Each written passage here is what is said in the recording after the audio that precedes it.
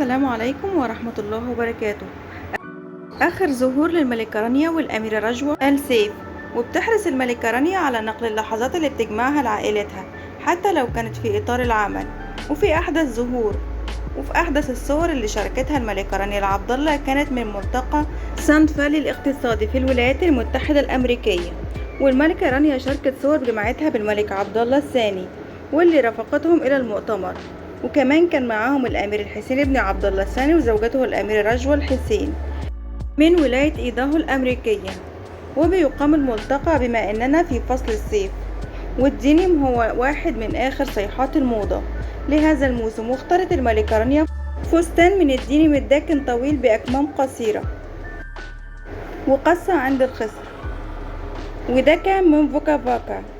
نسقته مع حذاء بلون الكاميل من سي بايتشيلو. والأميرة رجوة على خط الملكة رانيا، والأميرة رجوة الحسين وقع خيارها أيضا على الدينيم، وارتدت سترة من الجينز من الآيا مع تنورة من العلامة بفستانها طويلة واسعة بحزام عند الخصر، ونسقت معه حقيبة باللون الأسود من ديور، واعتمدت تسريحة شعر دي الحصان. أكملت إطلالتها مع حذاء رياضي أبيض. والملك عبد الله اختار للمشاركة في الملتقى بنطلون رمادي اللون مع توب سوداء وسترة من دون أكمام.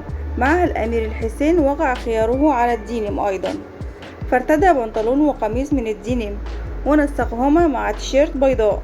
وبجانب الصورة الجماعية واللي شاركتها الملكة رانيا، شاركت صورة عفوية رصدت فيها الملك ولي العهد وصورة لزوجة ابنها رجوة الحسين، وعلقت على الصورة وكتبت في ملتقى فالي يوم أمس.